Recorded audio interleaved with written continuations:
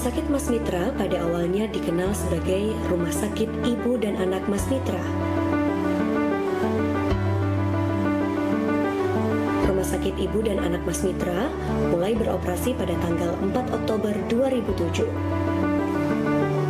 Sejak tanggal 25 November 2011, Rumah Sakit Ibu dan Anak Mas Mitra mendapatkan izin operasional sebagai rumah sakit umum. Rumah Sakit Mas Mitra berlokasi di Jalan Kelurahan Jatimakmur nomor 40 Pondok Gede, Bekasi.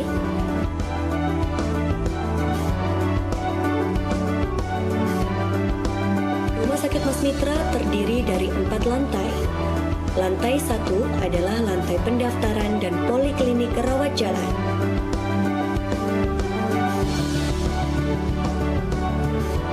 Lantai 2 adalah lantai rawat inap. Lantai 3 adalah lantai ICU, HCU, dan perinatologi. Serta lantai 4 adalah lantai ruang pertemuan dan kantor.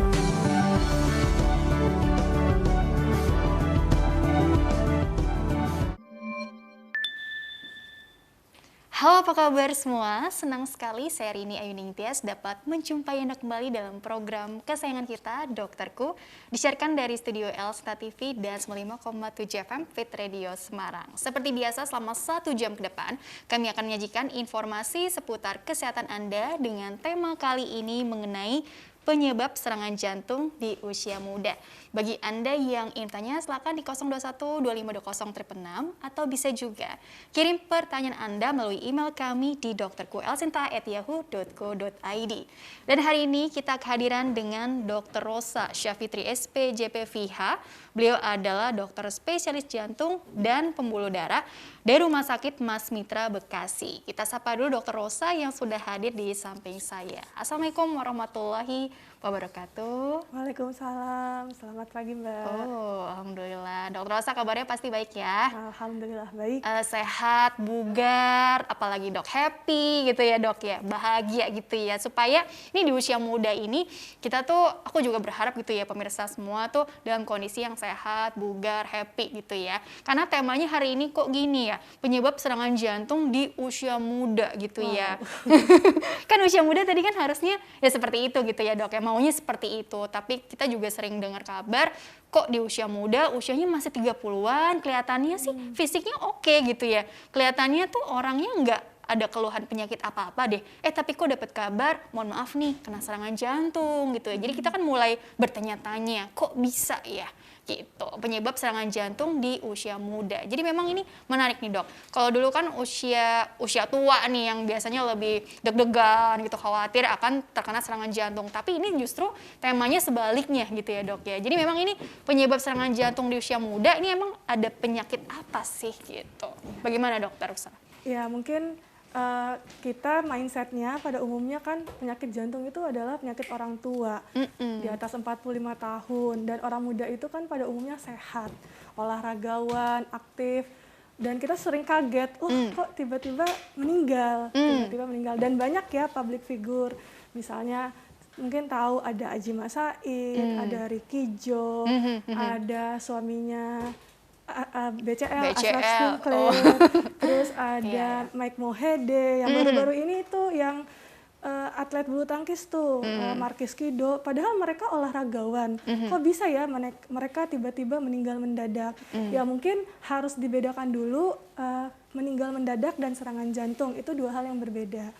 Jadi serangan jantung itu, meninggal mendadak itu orang yang sebelumnya sehat, tiba-tiba meninggal.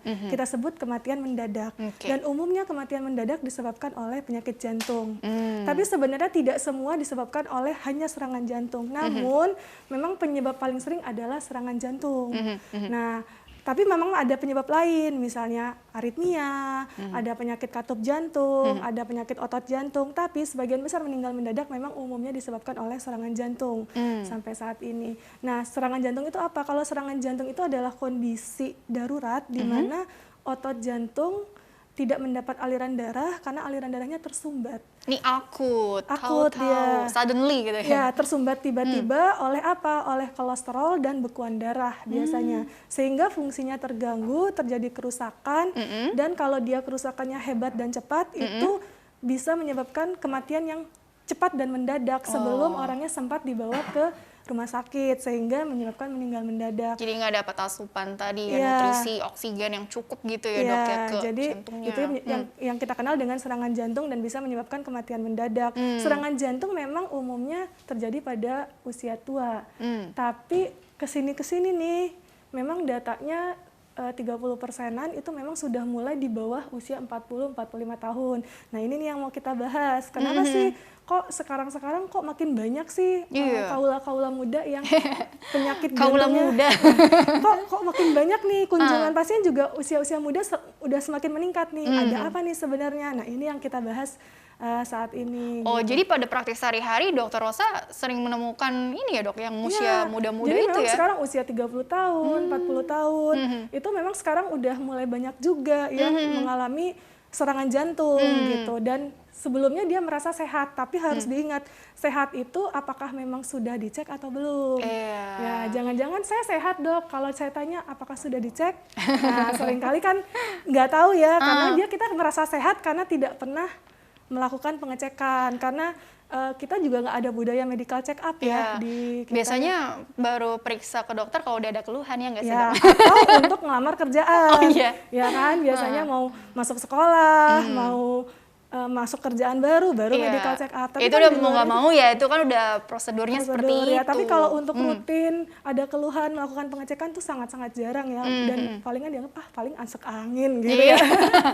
Ya seringkali seperti itu. Berarti kalau dipikir-pikir tadi kan ada masalah nih gitu kan, sehingga terjadi penyempitan atau sumbatan tadi ya dok ya, karena ada satu masalah tadi penyakit jantung umumnya koroner gitu ya dok ya, atau mungkin ada kemungkinan yang lain juga sih. Jadi sebenarnya kalau dipikir-pikir apakah memang tadi karena pola hidupnya atau faktor resiko yang paling dominan itu apa sih gitu sebetulnya dok di usia muda ini gitu ya? Kenapa sih seseorang bisa kena serangan jantung? Jadi ada faktor resiko untuk terkena penyakit jantung. Faktor resikonya itu bisa kita bagi jadi dua.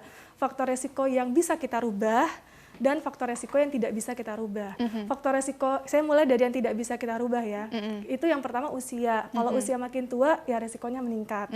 Yang kedua adalah genetik. Jadi jangan-jangan dia memang punya kecenderungan atau keluarga dengan riwayat penyakit jantung sebelumnya.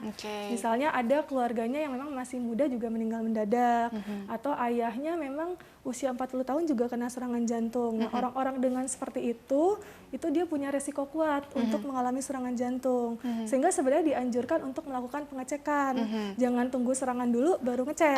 Harus sadar diri ya gitu harus sadar, ya. oh ini saya punya resiko kuat Betul. nih, karena ada keluarga saya, misalnya paman saya umur 30 tahun tahu-tahu meninggal sedang tidur. Nah, ini kan dia berarti punya faktor genetik nih yang kuat untuk mengalami masalah di keluarganya jantung. gitu ya. Kayak itu dari faktor resiko yang tidak bisa diubah. Lalu ada lagi faktor resiko yang bisa diubah. Nah, ini nih sebenarnya yang peran kita penting. Di antaranya pertama memang dia punya penyakit hipertensi atau darah tinggi. Nah, ini data sekarang darah tinggi itu memang banyak juga pada usia muda dan seringkali nggak ketahuan. Karena tadi silent gitu ya. silent, tidak dicek. Jadi mungkin ketahuannya pas mau vaksin. Betul. Mau vaksin ternyata tinggi, berkali-kali nggak diobatin, nggak turun-turun baru ke dokter. Oke. Yang kedua memang dia punya penyakit diabetes atau sakit gula.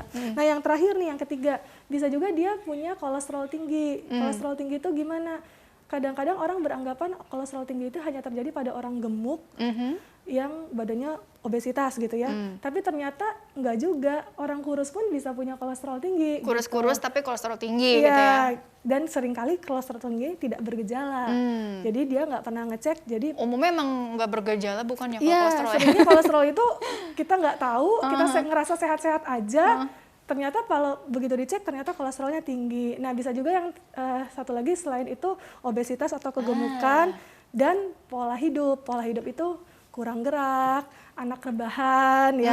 Misalnya bisa makan keluar, tinggal GoFood, tinggal eat, order order gitu, gitu ya? kan, tinggal order online. Terus sebenarnya bisa keluar tapi sebenarnya bisa naik tangga, udahlah aja. Nah, pola hidup yang kurang aktivitas atau kurang gerak itu, sedentary lifestyle itu juga bikin resiko penyakit jantung lebih tinggi. Iya, gitu. hati-hati ya dengan tadi hipertensi, diabetes, obesitas, kolesterol tinggi gitu ya dok. Ya itu jadi faktor resiko yang sebetulnya bisa kita otak-atik gitu ya dok. Itu tuh faktor resiko yang sebenarnya bisa kita ubah. Bisa kita ubah dengan merubah pola hidup. Jadi kalau misalnya kita punya faktor risiko tersebut, kalau faktor risiko itu dikontrol atau dijaga, peluang kita untuk terkena serangan jantung itu akan semakin kecil atau semakin insya Allah turun. bisa ditekan gitu ya. Iya. Oke, dokter kita jeda dulu sebentar ya. Nanti lanjutkan di segmen selanjutnya ya. Oke, pemirsa jangan kemana-mana, tetaplah bersama kami. Kami akan kembali sesaat lagi.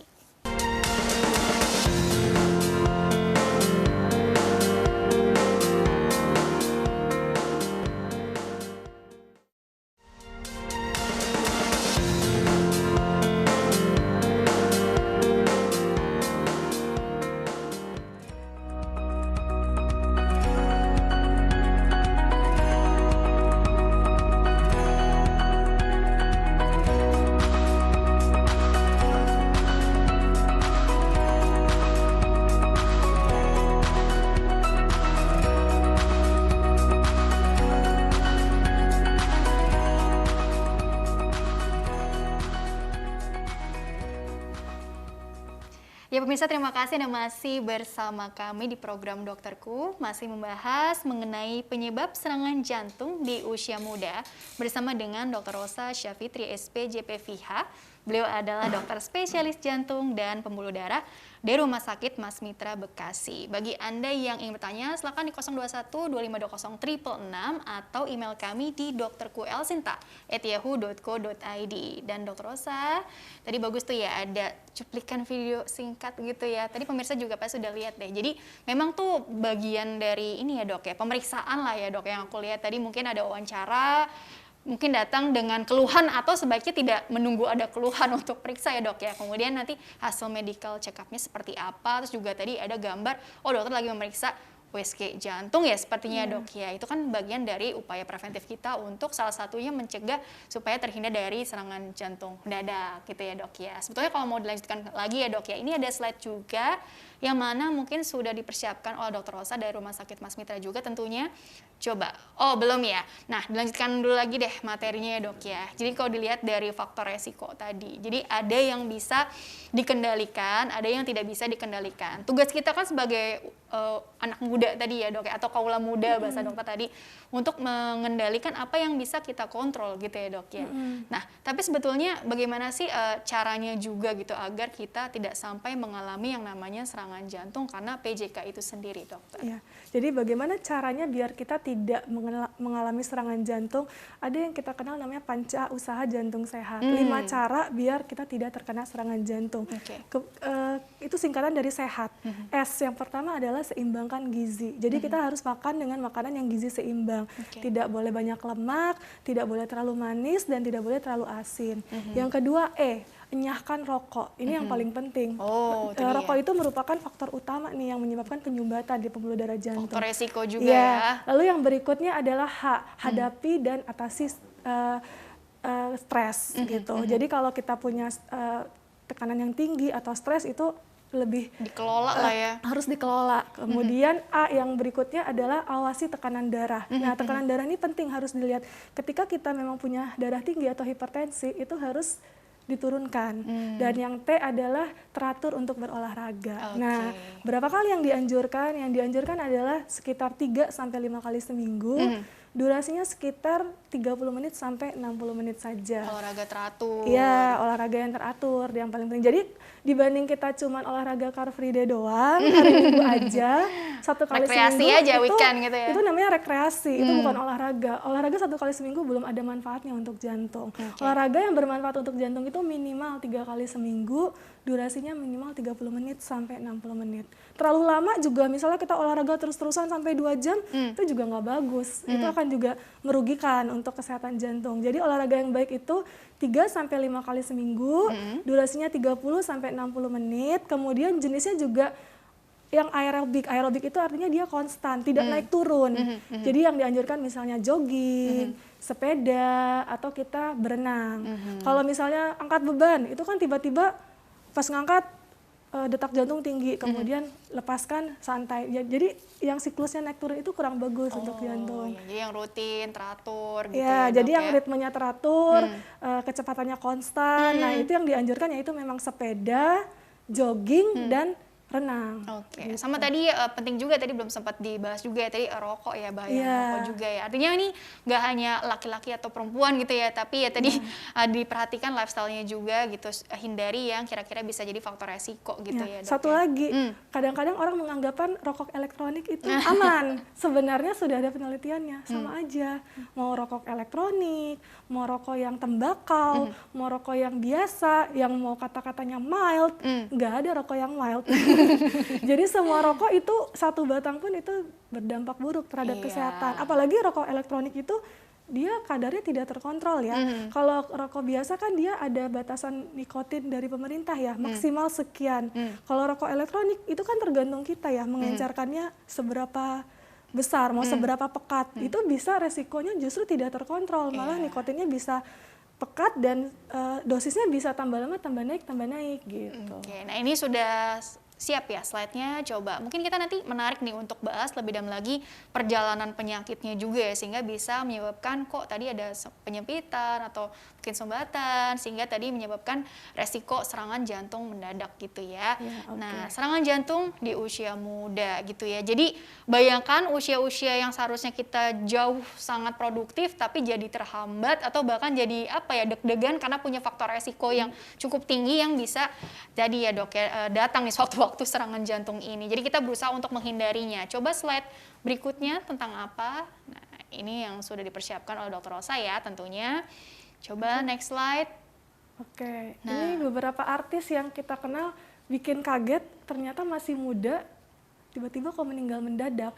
Beberapa di antaranya ada Adjie Said, kemudian ada Mike Mohede, ada Ricky Jo, ada Markis Kido, ada Cecep Reza. Nah, Adjie Said itu habis olahraga, Markis Kido juga setelah olahraga ya, dan suaminya BCL tuh Ashraf Sinclair juga setelah olahraga. Padahal mereka olahragawan, tapi kenapa sih mereka bisa kena serangan jantung ya? Artinya rajin aktivitas fisik gitu ya? Rajin aktivitas, dan usianya itu sekitar 31, 32, 45. Dan orang-orang yang kita kenal memang berusaha masih aktif berolahraga. Bahkan beberapa tuh ada yang sudah pasang cincin, itu seperti Cecep Reza, setahu saya dia sudah pernah 2 kali pemasangan cincin. Lah, kenapa sih mereka-mereka ini sehat, muda kok bisa kena serangan jantung gitu ya?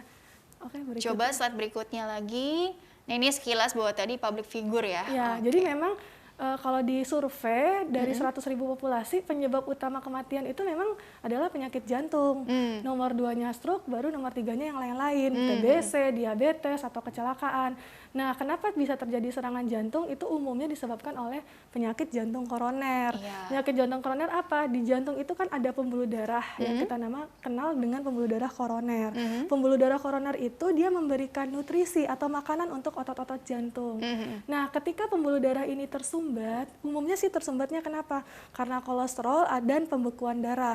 Ketika dia tersumbat, otomatis otot jantung tuh tidak dapat makanan yang cukup.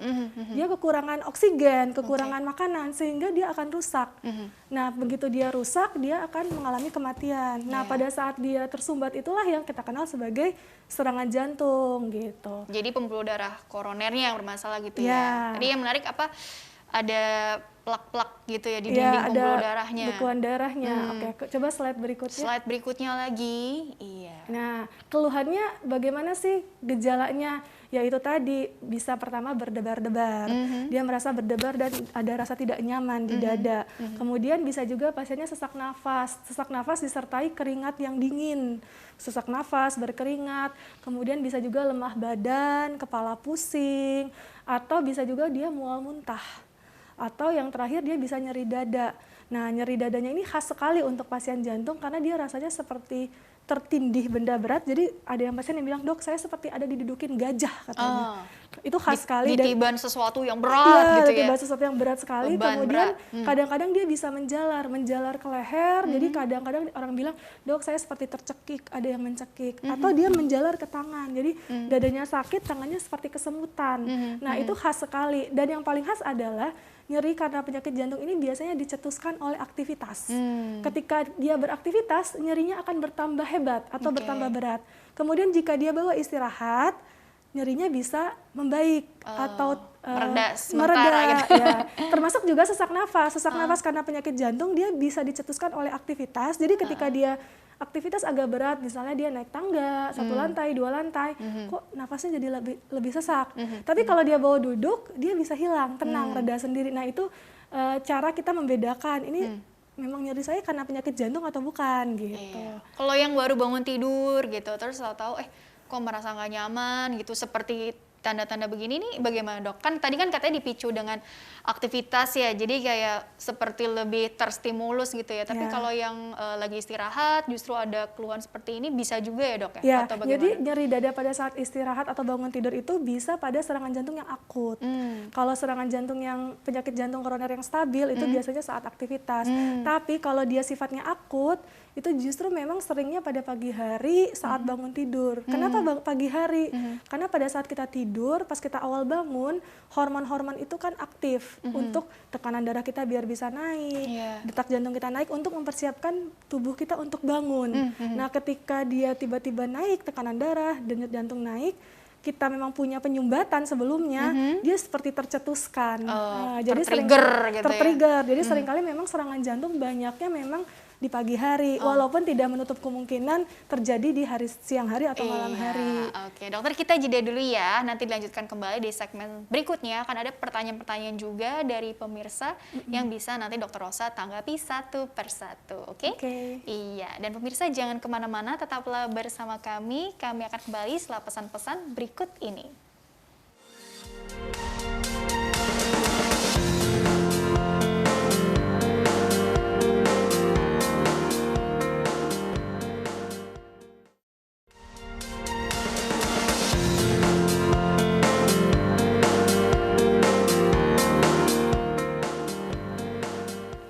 Ya pemirsa, terima kasih Anda masih bersama kami di program Dokterku. Masih membahas tentunya mengenai penyebab serangan jantung di usia muda bersama dengan Dr. Rosa Syafitri, SPJP FIHA.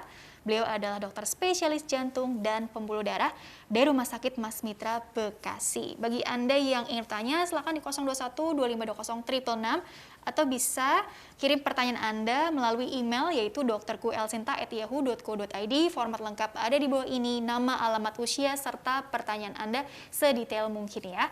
Oke, Dokter Rosa, sambil menunggu pertanyaan nanti aku bacakan gitu ya. Ini ada satu slide lagi yang mohon ditampilkan ya. Karena kan jangan sampai menunggu ada keluhan atau serangan baru kita ya itu udah sifatnya terlanjur ya dok ya. Tapi memang untuk penanganannya sendiri gitu, seandainya katakanlah kita lagi di ruang publik gitu ya dok ya, lagi di mall atau mungkin di stasiun gitu ya, di tempat-tempat keramaian gitu ya, tiba-tiba mendapati ada orang di sekitar kita tuh kok seperti serangan jantung gitu ya. Apa yang bisa kita lakukan penanganan pertamanya sebelum mungkin ya nanti kita telepon ambulans untuk dibawa ke rumah sakit terdekat gitu ya. Kurang lebih seperti apa sih? Ini ada slide-nya, coba ditampilkan ya. Jadi misalnya kita ketemu pasien yang kita curigai jangan-jangan ini orang sedang mengalami serangan jantung. Yang pertama kita lakukan adalah posisikan penderita berada di posisi yang nyaman. Kalau lagi berdiri, cari tempat duduk, senderkan. Kemudian untuk serangan jantung kan butuh banyak oksigen. Longgarkan pakaian-pakaian yang ketat. Jadi ikat pinggang, kerah, biar dia bisa bernafas dengan lega. Jadi jangan justru dikerumunin. Jadi biar pasiennya dapat banyak oksigen. Lalu bisa juga ditanyakan apakah Bapak punya obat dari rumah sakit. Karena seringkali pasien-pasien jantung sudah diinfokan untuk selalu membawa obatnya kemana-mana. Jadi kalau dia punya obat, minumkan obatnya. Biasanya ada obat yang diminum di bawah lidah untuk mengurangi efek dari serangan atau nyeri dadanya. Jadi kalau dia punya obat, segera minumkan obatnya. Lalu apa berikutnya? Ya kita hubungin dan bawa ke rumah sakit terdekat. Karena untuk serangan jantung waktu itu penting. Semakin cepat dia sampai ke rumah sakit, semakin cepat mendapat pertolongan, semakin besar resiko selamat dan semakin kecil kemungkinan kematian mendadak pada pasien. Kemudian setelah di rumah sakit apa? Jika dia serangan jantung akut, biasanya nanti dokter akan lakukan kateterisasi atau pemasangan cincin di pembuluh darah yang tersumbat. Tentu sebelumnya sudah diberikan juga obat-obatan seperti pengencer darah untuk mengurangi bekuan-bekuan darah yang menyumbat di pembuluh darah jantung tersebut. Kira-kira seperti itu. Dilebarkan gitu ya dok ya tadi ya dok ya. Intinya memang lebih cepat lebih baik ya. Seperti penanganan stroke juga ya, ada istilah golden period. Nah ini juga ya mirip-mirip juga lah. Untuk serangan jantung ada golden time-nya juga. Jadi kita bilang time is muscle. Semakin cepat semakin banyak otot jantung yang terselamatkan. Jadi jangan apa ini gitu, apa masuk angin ya gitu ya. Kan nggak mungkin ya dok ya, pasti kalau seperti itu harus langsung buru-buru dibawa ke IGD lah paling nggak. Nanti jangan tunggu 2 hari lagi atau kerokan dulu, kerokan dulu nih, angin duduk ini. Kerokan dulu. Jadi kalau memang teman-teman atau ada merasa ini saya jangan-jangan curiga penyakit jantung ya, yang paling pertama penting adalah kita cek benar nggak kita sakit jantung. Ya kita bisa cek ke rumah sakit terdekat atau kalau dia memang malam hari datang aja ke UGD. Nanti kan dokter di sana akan memeriksa, dilakukan perekaman listrik jantung, diambil darah yang untuk menyingkirkan ini serangan jantung apa bukan. Kalau memang ada ke arah serangan jantung itu akan terlihat nanti dari gambaran listrik jantungnya dan dari hasil pemeriksaan darahnya. Kira-kira begitu. Jadi akan nampak dari pemeriksaan objektifnya gitu ya dok pemeriksaan objektifnya. Dan kita di rumah sakit juga standby 24 jam dokter-dokternya untuk memastikan ini masalah jantung atau bukan. Gitu. Baik, ini ada pertanyaan-pertanyaan melalui email ya yang coba mungkin aku lemparkan sehingga dokter bisa tanggapi satu persatu ya. Nah, jadi ini pertanyaan pertama, nih jangan lupa ya di dokterkuelsinta@yahoo.co.id, format lengkapnya tadi sudah ditampilkan ya, ada nama, alamat, usia, serta pertanyaan Anda sedetail mungkin. Jadi ini ada pertanyaan pertama nih dok, ngomong-ngomong soal ini bener nggak ya, ini jantung atau mungkin diagnosis bandingnya penyakit lain yang mirip-mirip dengan gejala PJK gitu ya dok. Ini dari Mas Ariandika Saputra, usianya masih 23 tahun dari Bekasi, karena temanya ini untuk usia muda ya dok ya. Jadi kebetulan nih, dok kenapa ya saya tuh suka tiba-tiba jantung saya deg-degan terus gitu ya. Habis itu saya juga merasa badan saya langsung lemes, baju basah berkeringat. Tapi ujung-ujungnya mau muntah dok. Apa saya punya penyakit jantung ya dok ya? Jadi mungkin nih siapa tahu Mas Ariandika nih, oh iya lokasinya kan juga di Bekasi ya, deket nih dari Mas Mitra gitu misalnya. Jadi memutuskan untuk yaudah deh saya cek nih gitu kan, mumpung juga usia masih 23 tahun ke Mas Mitra, kemudian nanti bertemu dokter Rosa nih, ibaratnya seperti itu. Nah ini untuk penegakan diagnosis bandingnya itu kira-kira seperti apa ya dok ya? Apakah memang ini curiganya ke arah penyakit jantung di usia muda atau mungkin kemungkinan yang lain gitu ya dok ya, harus disingkirkan dulu kan? Seperti apa sih dok alurnya? Pertama kali kan dia ada berdebar ya atau detak jantung yang cepat. Pertama yang memang harus dicek dulu ya ke dokter, karena detak jantung yang cepat tuh ada batasannya dan ada kriterianya. Kadang-kadang kita merasa detak jantung kita cepat, ketika dicek ternyata tidak cepat. Nah untuk jika memeriksakan diri ke dokter itu akan dilakukan perekaman aktivitas listrik jantung atau kita bilang EKG. Nanti dari EKG akan kelihatan detak jantungnya memang cepat atau kita saja yang merasa cepat. Subjektif Karena, dong ya? Bisa subjektif. Kalau memang detak jantungnya cepat, kemudian disertai mual muntah, keringat dingin yang banyak. Jadi gini, keringat dingin yang diakibatkan oleh penyakit jantung itu sebadan-badan. Maksudnya tuh biasanya basahnya sampai seluruh baju. Jadi tidak hanya tangan saja, kan kadang-kadang ada dok telapak tangan saya berkeringat, saya sakit jantung atau bukan. Ini baju basah berkeringat? Ya, kalau penyakit jantung tuh biasanya baju basah, seperti kita habis olahraga. Padahal kita tidak sedang olahraga. Nah, kalau memang ada gejala ke sana, memang ada kemungkinan ke arah penyakit jantung. Tapi apakah serangan jantung atau bukan, itu memang harus dipastikan ke rumah sakit. Setelah dilakukan perekaman EKG, nanti dokter ambil darah, ya karena berdebar juga bisa penyakit tiroid misalnya. Bener Itu juga nanti ya. akan kelihatan kan dari darah. Kemudian juga bisa nanti di USG jantungnya. Kadang-kadang mungkin bukan serangan, tapi kalau usia muda katupnya yang bermasalah. Misalnya katupnya ada yang bocor atau dia punya penyakit jantung bawaan. Itu juga bisa kita ketahui atau deteksi dengan melakukan USG jantung. Dan semuanya itu ya bisa kita deteksi kalau ke rumah sakit gitu. Jadi saran saya nih untuk Mas Ariyandika ya, mungkin sebaiknya memang diperiksakan diri ke rumah sakit terdekat. Dari rumahnya bisa ke Mas Mitra atau rumah sakit lain untuk dicek nih, memang berdebarnya memang masalah detak jantungnya, irama jantungnya bermasalah, atau memang ada masalah lain, atau mungkin tiroidnya, atau memang dari USG jantung ada katupnya atau yang lainnya bermasalah. Tapi kalaupun semuanya normal, kadang-kadang itu juga bisa karena faktor cemas. Jadi cemas itu faktor psikologis, tapi kita tidak pernah menganggap yang cemas duluan. Kalau kita berpikir, kita harus pikirkan yang terberat dulu. Kalau memang yang terberatnya tidak ada, misalnya jantungnya normal, irama jantungnya bagus, tiroidnya bagus, tapi dia masih merasa berdebar, ya mungkin juga faktor kecemasan. Tapi memang ada baiknya ceklah ke dokter terlebih gitu dahulu. Ya. Mungkin ke Mas Mitra bisa ya, lokasinya kan di Bekasi juga dengan prokes gitu ya dok ya, tentunya gitu ya. Siapa tahu mungkin penyakit dalam, kan kita nggak tahu juga ya dok ya. Jadi disingkirkan dulu deh segala kemungkinan-kemungkinan yang ada itu gitu ya dok ya. Oke, next ya dok ya, pertanyaan selanjutnya nih dari Kriswanto 28 tahun dari Jakarta Selatan. Dok, saya pernah mengalami ya sesak nafas selama beberapa hari, namun kemudian sesaknya itu hilang. Apakah itu gejala penyakit jantung, dokter? Bagaimana agar tidak terjadi lagi? Terima kasih. Sesak nafas yang pernah ada tapi udah hilang nih. Tapi nggak tahu nih, artinya nggak dijelaskan detail ya, kambuh lagi atau enggaknya juga enggak sih gitu. Cuma mungkin ada rasa khawatir bakal terulang lagi ya dok ya. Sesak nafas tadi kalau nggak salah di slide sempat ada deh ya gejala juga. Tapi maksudnya apakah ini mengarah ke mungkin PJK atau mungkin enggak juga gitu ya? Kalau sesak nafas ya memang harus dilihat lagi ya. Sesak nafas kan banyak penyebabnya. Penyakit paru-paru juga sesak nafas. Cuman mungkin kalau dengan sakit paru-paru dia pasti ada batuknya ya. Kalau penyakit jantung tadi yang saya bilang khasnya adalah sesak nafas itu dirasakan terutama saat aktivitas. Ketika dia beraktivitas yang lebih berat daripada aktivitas sehari-harinya, dia terasa sesak. Nafasnya rasa nggak cukup gitu. Tapi ketika dia bawa istirahat, sesaknya menghilang. Jika Mas punya keluhan sesak nafas yang seperti itu, memang sebaiknya kita cek jangan-jangan ini masalah sesaknya dari penyakit jantung.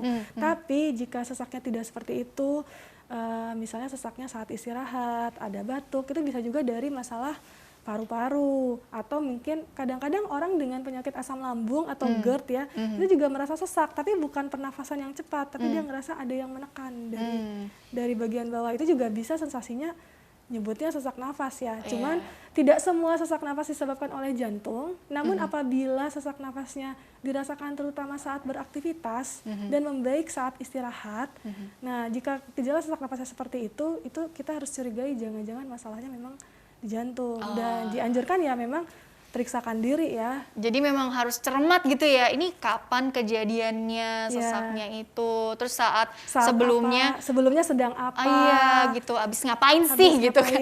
Ibaratnya seperti santai, itu ya. lagi duduk, apa ada pencetusnya. Kalau orang alergi misalnya habis nyium bulu kucing terus dia sesak nafas ya kan bisa juga ya. Itu memang kurang lengkap ya keterangannya.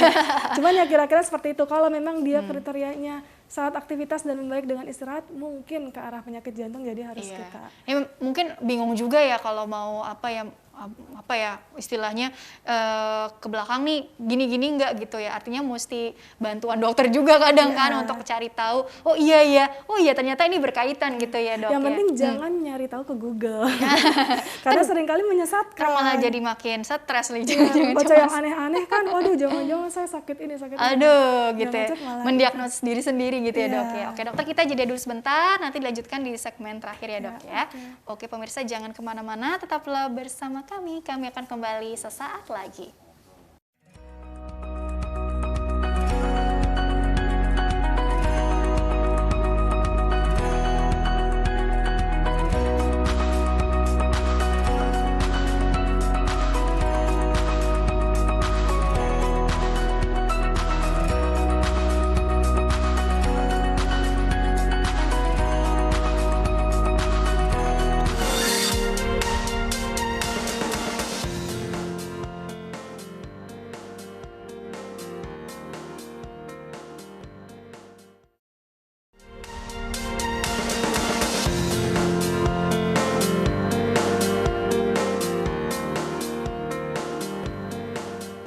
Ya pemirsa, terima kasih Anda masih bersama kami di program Dokterku. Masih bersama dengan Dr. Rosa Syafitri SPJP FIHA, dokter spesialis jantung dan pembuluh darah dari Rumah Sakit Mas Mitra Bekasi, masih membahas mengenai penyebab serangan jantung di usia muda. Dr. Rosa, nah jadi ya mungkin kita perlu tekankan lagi ya dok, atau lebih tepatnya dokter yang lebih menekankan nih edukasi ke khususnya anak-anak muda nih. Zaman sekarang kan lagi pandemi juga, jadi lebih banyak ya rebahannya nggak sih gitu ya, karena kan di rumah aja gitu kebanyakan. Tapi kan mudah-mudahan sih di rumah pun juga tetap gerak gitu ya dok ya. Jadi sebetulnya kalau dipikir-pikir untuk upaya pencegahan PJK ini yang bisa kita lakukan supaya terhindar dari yang namanya serangan jantung mendadak tadi, itu sebenarnya apa sih yang bisa kita kendalikan? Kalau yang nggak bisa dikendalikan kan ya udahlah ya gitu ya. Tapi yang bisa kita lakukan nih untuk upaya preventifnya apa saja sih dok? Jadi gimana sih caranya biar kita anak muda tidak terkena serangan jantung? Ada tindakan yang kita lakukan namanya cerdik, disingkatnya cerdik. Yaitu yang pertama C adalah cek kesehatan berkala. Jadi walaupun kita merasa sehat, usia kita masih muda, sebenarnya kita harus lakukan MCU yang berkala. Ya minimal setahun sekali atau 2 tahun sekali kita harus ngecek. Ngecek kesehatan berkala. Lalu yang kedua enyahkan asap rokok. Jadi rokok itu memang sama sekali nggak boleh ya. Kalau saya sih nggak bilang ngurangin, sama sekali nggak boleh karena gitu itu ya. memang berdampak besar terhadap resiko serangan jantung, jauh diet, peningkatan resikonya beberapa kali lipat. Betul. Kemudian D yaitu diet yang seimbang, harus makan yang banyak sayuran, kurangi makanan berlemak. Oh tadi R-nya tadi ya C E R-nya R. Oh ya, R-nya adalah rajin berolahraga. kelewat gitu kan, jadi kayak kayak lompat ya. Oh ya, R-nya adalah rajin berolahraga ya. Iya. Jadi maksudnya kita harus olahraga teratur. Jadi walaupun di rumah banyak olahraga yang bisa dikerjakan di rumah. Jadi bisa sambil senam-senam, sambil treadmill, atau sambil sepeda. Kan Kalau yoga gitu dok kurang. Yoga juga nggak masalah. Yang penting olahraga. Tadi aerobik kan katanya. Ya, tapi untuk jantung itu memang lebih baiknya adalah yang aerobik gitu, seperti jogging atau sepeda gitu. Kemudian D-nya adalah diet, kemudian I nih yang paling penting. Anak muda suka menyepelekan. I adalah istirahat yang cukup.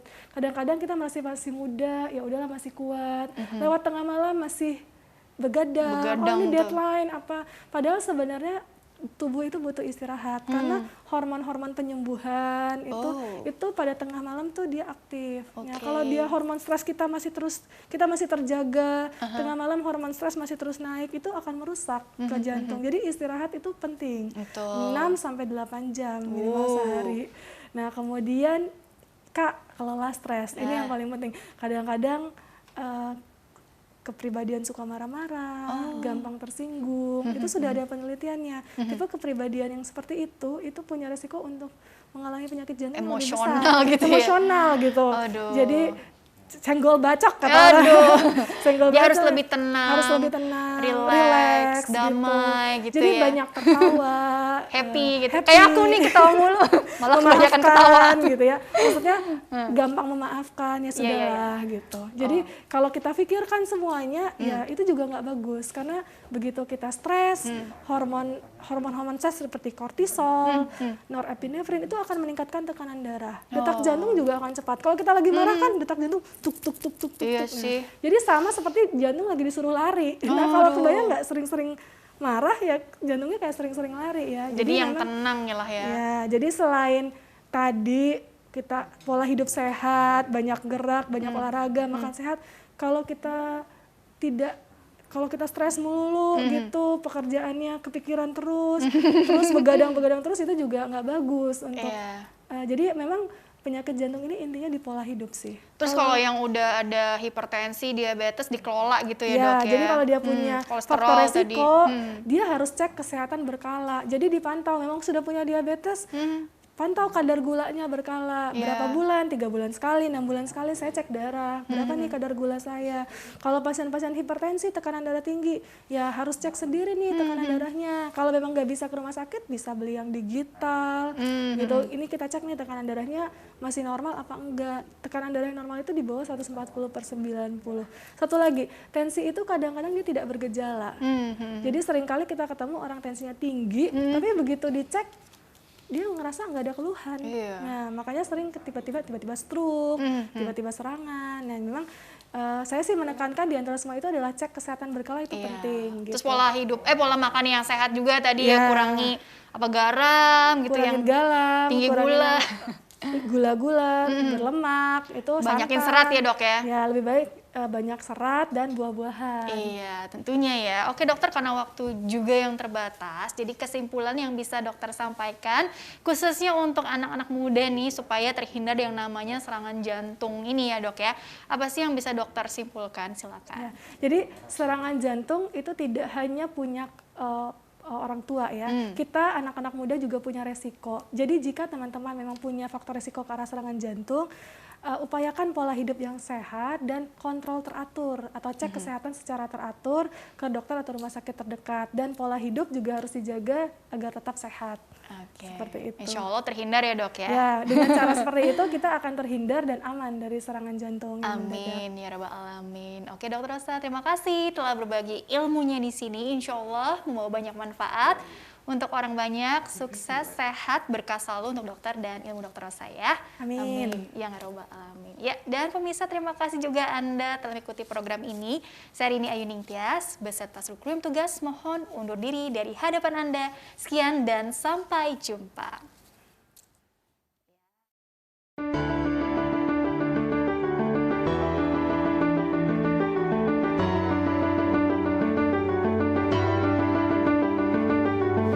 Rumah Sakit Mas Mitra pada awalnya dikenal sebagai Rumah Sakit Ibu dan Anak Mas Mitra.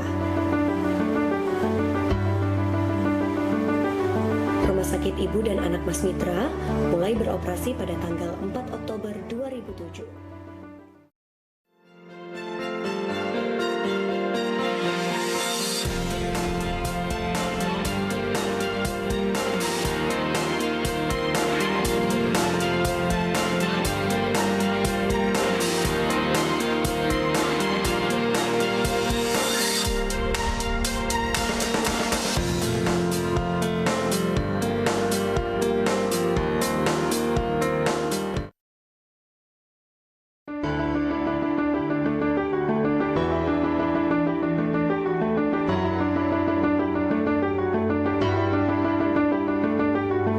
Rumah Sakit Mas Mitra pada awalnya dikenal sebagai Rumah Sakit Ibu dan Anak Mas Mitra. Rumah Sakit Ibu dan Anak Mas Mitra mulai beroperasi pada tanggal 4 Oktober 2007. Sejak tanggal 25 November 2011, Rumah Sakit Ibu dan Anak Mas Mitra mendapatkan izin operasional sebagai rumah sakit umum. Rumah Sakit Mas Mitra berlokasi di Jalan Kelurahan Jatimakmur nomor 40 Pondok Gede, Bekasi.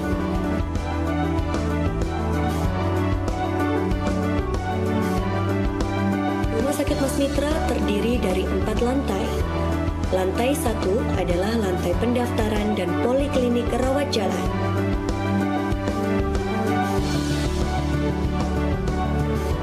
Lantai 2 adalah lantai rawat inap. Lantai 3 adalah lantai ICU, HCU, dan perinatologi. Serta lantai 4 adalah lantai ruang pertemuan dan kantor.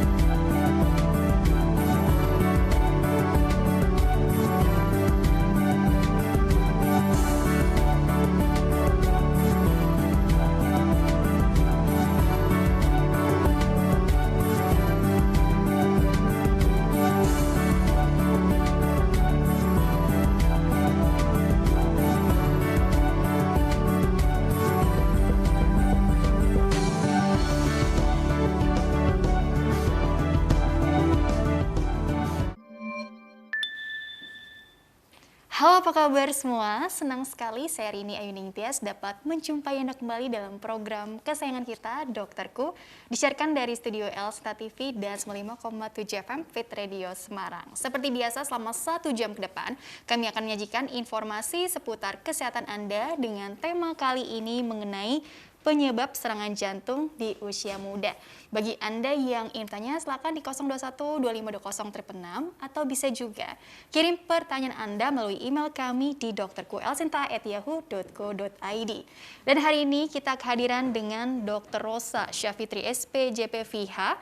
Beliau adalah dokter spesialis jantung dan pembuluh darah dari Rumah Sakit Mas Mitra Bekasi. Kita sapa dulu Dr. Rosa yang sudah hadir di samping saya. Assalamualaikum warahmatullahi wabarakatuh. Waalaikumsalam, selamat pagi Mbak. Oh, alhamdulillah. Dokter Rosa kabarnya pasti baik ya? Alhamdulillah baik. Sehat, bugar, apalagi dok happy gitu ya dok ya, bahagia gitu ya. Supaya ini di usia muda ini kita tuh, aku juga berharap gitu ya pemirsa semua tuh dalam kondisi yang sehat, bugar, happy gitu ya. Karena temanya hari ini kok gini ya, penyebab serangan jantung di usia muda gitu ya. Kan usia muda tadi kan harusnya ya seperti itu gitu ya dok ya, maunya seperti itu. Tapi kita juga sering dengar kabar kok di usia muda, usianya masih 30-an, kelihatannya sih fisiknya oke gitu ya. Kelihatannya tuh orangnya nggak ada keluhan penyakit apa-apa deh. Tapi kok dapat kabar, mohon maaf nih, kena serangan jantung gitu ya. Jadi kita kan mulai bertanya-tanya, kok bisa ya? Gitu, penyebab serangan jantung di usia muda. Jadi memang ini menarik nih dok. Kalau dulu kan usia tua nih yang biasanya lebih deg-degan gitu, khawatir akan terkena serangan jantung. Tapi ini justru temanya sebaliknya gitu ya dok ya. Jadi memang ini penyebab serangan jantung di usia muda ini emang ada penyakit apa sih gitu. Bagaimana dokter Rosa? Ya mungkin kita mindsetnya pada umumnya kan penyakit jantung itu adalah penyakit orang tua di atas 45 tahun, dan orang muda itu kan pada umumnya sehat, olahragawan, aktif, dan kita sering kaget, kok tiba-tiba meninggal, dan banyak ya public figure, misalnya mungkin tahu ada Adjie Massaid, ada Ricky Jo, ada suaminya BCL, Ashraf Sinclair, terus ada Mike Mohede yang baru-baru ini tuh yang atlet bulu tangkis tuh, Markis Kido, padahal mereka olahragawan. Kok bisa ya mereka tiba-tiba meninggal mendadak? Ya mungkin harus dibedakan dulu meninggal mendadak dan serangan jantung, itu dua hal yang berbeda. Jadi serangan jantung itu, meninggal mendadak itu orang yang sebelumnya sehat, tiba-tiba meninggal. Kita sebut kematian mendadak. Dan umumnya kematian mendadak disebabkan oleh penyakit jantung. Tapi sebenarnya tidak semua disebabkan oleh hanya serangan jantung. Namun memang penyebab paling sering adalah serangan jantung. Nah, tapi memang ada penyebab lain, misalnya aritmia, ada penyakit katup jantung, ada penyakit otot jantung, tapi sebagian besar meninggal mendadak memang umumnya disebabkan oleh serangan jantung sampai saat ini. Nah, serangan jantung itu apa? Kalau serangan jantung itu adalah kondisi darurat di mana otot jantung tidak mendapat aliran darah karena aliran darahnya tersumbat. Ini akut dia. Suddenly gitu ya? Ya, tersumbat tiba-tiba oleh apa? Oleh kolesterol dan bekuan darah biasanya. Sehingga fungsinya terganggu, terjadi kerusakan, dan kalau dia kerusakannya hebat dan cepat, itu bisa menyebabkan kematian yang cepat dan mendadak sebelum orangnya sempat dibawa ke rumah sakit, sehingga menyebabkan meninggal mendadak. Jadi nggak dapat asupan tadi ya, nutrisi, oksigen yang cukup gitu ya dok ya ke jadi jantungnya. Itu yang kita kenal dengan serangan jantung dan bisa menyebabkan kematian mendadak. Serangan jantung memang umumnya terjadi pada usia tua. Tapi kesini nih, memang datanya 30%-an itu memang sudah mulai di bawah usia 40-45 tahun. Nah ini nih yang mau kita bahas. Kenapa sih kok sekarang kok makin banyak sih kaula-kaula muda yang penyakit kaula muda. kok makin banyak nih kunjungan pasien juga usia-usia muda udah semakin meningkat nih. Ada apa nih sebenarnya? Nah ini yang kita bahas saat ini. Oh, jadi pada praktik sehari-hari Dokter Rosa sering menemukan ini ya dok, yang usia muda-muda jadi itu memang ya? Sekarang usia 30 tahun, 40 tahun, itu memang sekarang udah mulai banyak juga yang mengalami serangan jantung gitu. Dan sebelumnya dia merasa sehat, tapi harus diingat, sehat itu apakah memang sudah dicek atau belum? Ya, jangan-jangan saya sehat dok, kalau saya tanya apakah sudah dicek? Nah, seringkali kan nggak tahu ya, karena kita merasa sehat karena tidak pernah melakukan pengecekan, karena kita juga nggak ada budaya medical check up ya di kita. Biasanya baru periksa ke dokter kalau udah ada keluhan ya nggak sih? Ya, atau untuk ngelamar kerjaan. Ya kan, biasanya mau masuk sekolah, mau masuk kerjaan baru medical check up. Tapi itu kan udah mau nggak mau ya, itu kan udah prosedurnya seperti itu. Tapi kalau untuk rutin ada keluhan melakukan pengecekan tuh sangat-sangat jarang ya, dan palingan dianggap paling ansek angin gitu ya. Ya seringkali seperti itu. Berarti kalau dipikir-pikir tadi kan ada masalah nih gitu kan, sehingga terjadi penyempitan atau sumbatan tadi ya dok ya. Karena ada satu masalah tadi penyakit jantung umumnya koroner gitu ya dok ya, atau mungkin ada kemungkinan yang lain juga sih. Jadi sebenarnya kalau dipikir-pikir apakah memang tadi karena pola hidupnya atau faktor risiko yang paling dominan itu apa sih gitu sebetulnya dok di usia muda ini gitu ya? Kenapa sih seseorang bisa kena serangan jantung? Jadi ada faktor risiko untuk terkena penyakit jantung. Faktor risikonya itu bisa kita bagi jadi dua. Faktor risiko yang bisa kita rubah dan faktor resiko yang tidak bisa kita rubah. Faktor resiko, saya mulai dari yang tidak bisa kita rubah ya. Itu yang pertama usia. Kalau usia makin tua, ya resikonya meningkat. Yang kedua adalah genetik. Jadi jangan-jangan dia memang punya kecenderungan atau keluarga dengan riwayat penyakit jantung sebelumnya. Misalnya ada keluarganya yang memang masih muda juga meninggal mendadak. Atau ayahnya memang usia 40 tahun juga kena serangan jantung. Nah, orang-orang dengan seperti itu dia punya resiko kuat untuk mengalami serangan jantung. Sehingga sebenarnya dianjurkan untuk melakukan pengecekan. Jangan tunggu serangan dulu baru ngecek. Harus sadar diri ya gitu harus sadar, ya. oh ini saya punya resiko kuat nih, karena ada keluarga saya, misalnya paman saya umur 30 tahun tahu-tahu meninggal sedang tidur. Nah, ini kan dia berarti punya faktor genetik nih yang kuat untuk mengalami masalah di keluarganya jantung. Gitu ya. Kayak itu dari faktor resiko yang tidak bisa diubah. Lalu ada lagi faktor resiko yang bisa diubah. Nah, ini nih sebenarnya peran kita penting. Di antaranya pertama memang dia punya penyakit hipertensi atau darah tinggi. Nah, ini data sekarang darah tinggi itu memang banyak juga pada usia muda dan seringkali nggak ketahuan. Karena tadi silent gitu ya. Silent, tidak dicek. Jadi mungkin ketahuannya pas mau vaksin. Betul. Mau vaksin ternyata tinggi, berkali-kali nggak diobatin, nggak turun-turun baru ke dokter. Yang kedua memang dia punya penyakit diabetes atau sakit gula. Nah, yang terakhir nih, yang ketiga, bisa juga dia punya kolesterol tinggi. Kolesterol tinggi itu gimana? kadang-kadang orang beranggapan kolesterol tinggi itu hanya terjadi pada orang gemuk yang badannya obesitas gitu ya. Tapi ternyata enggak juga, orang kurus pun bisa punya kolesterol tinggi. Kurus-kurus gitu. tapi kolesterol tinggi gitu ya. Dan seringkali kolesterol tinggi tidak bergejala. Jadi dia nggak pernah ngecek. Jadi umumnya emang nggak bergejala bukan ya iya, kolesterol ya? sebenarnya kolesterol itu kita nggak tahu, kita ngerasa sehat-sehat aja. Ternyata kalau begitu dicek ternyata kolesterolnya tinggi. Nah bisa juga yang satu lagi selain itu obesitas atau kegemukan dan pola hidup. Pola hidup itu kurang gerak, anak rebahan ya. Misalnya bisa makan keluar, tinggal GoFood, tinggal eat, order gitu kan, tinggal order online. Terus sebenarnya bisa keluar tapi sebenarnya bisa naik tangga, udahlah aja. Nah, pola hidup yang kurang aktivitas atau kurang gerak itu, sedentary lifestyle itu juga bikin resiko penyakit jantung lebih tinggi. Iya, hati-hati ya dengan tadi hipertensi, diabetes, obesitas, kolesterol tinggi gitu ya dok. Ya itu jadi faktor resiko yang sebetulnya bisa kita otak-atik gitu ya dok. Itu tuh faktor resiko sebenarnya bisa kita ubah. Bisa kita ubah dengan merubah pola hidup. Jadi kalau misalnya kita punya faktor risiko tersebut, kalau faktor risiko itu dikontrol atau dijaga, peluang kita untuk terkena serangan jantung itu akan semakin kecil atau semakin insya Allah turun. bisa ditekan gitu ya. Iya. Oke, dokter kita jeda dulu sebentar ya. Nanti lanjutkan di segmen selanjutnya ya. Oke, pemirsa jangan kemana-mana, tetaplah bersama kami. Kami akan kembali sesaat lagi.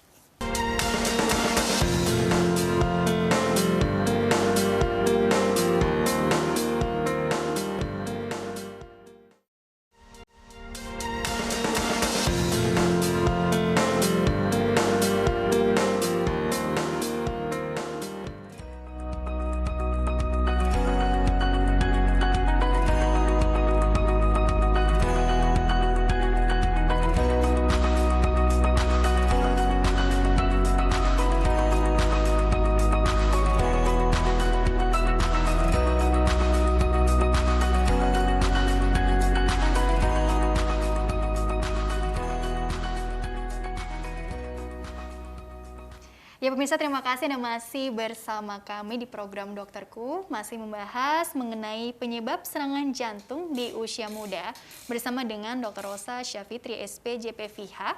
Beliau adalah dokter spesialis jantung dan pembuluh darah dari Rumah Sakit Mas Mitra Bekasi. Bagi Anda yang ingin bertanya, silakan di 021-2520-666 atau email kami di dokterkuelsinta@yahoo.co.id.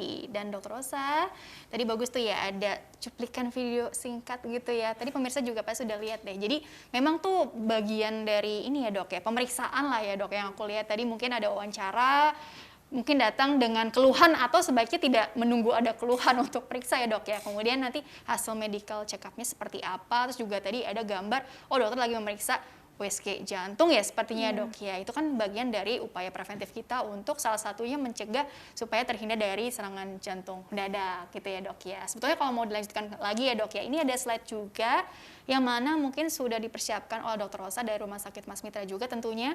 Coba, oh belum ya. Nah dilanjutkan dulu lagi deh materinya ya dok ya. Jadi kalau dilihat dari faktor resiko tadi, jadi ada yang bisa dikendalikan, ada yang tidak bisa dikendalikan. Tugas kita kan sebagai anak muda tadi ya dok ya, atau kaula muda bahasa dokter tadi, untuk mengendalikan apa yang bisa kita kontrol gitu ya dok ya.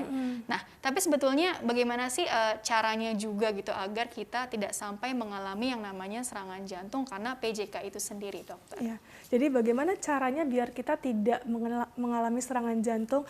Ada yang kita kenal namanya panca usaha jantung sehat. 5 cara biar kita tidak terkena serangan jantung. Itu singkatan dari sehat. S yang pertama adalah seimbangkan gizi. Jadi kita harus makan dengan makanan yang gizi seimbang. Tidak boleh banyak lemak, tidak boleh terlalu manis, dan tidak boleh terlalu asin. Yang kedua enyahkan rokok. Ini yang paling penting. Rokok itu merupakan faktor utama nih yang menyebabkan penyumbatan di pembuluh darah jantung. Faktor resiko juga ya. Lalu yang berikutnya adalah hadapi dan atasi stres gitu. Jadi kalau kita punya tekanan yang tinggi atau stres itu lebih dikelola lah ya. Harus dikelola. Kemudian A yang berikutnya adalah awasi tekanan darah. Nah, tekanan darah ini penting, harus dilihat.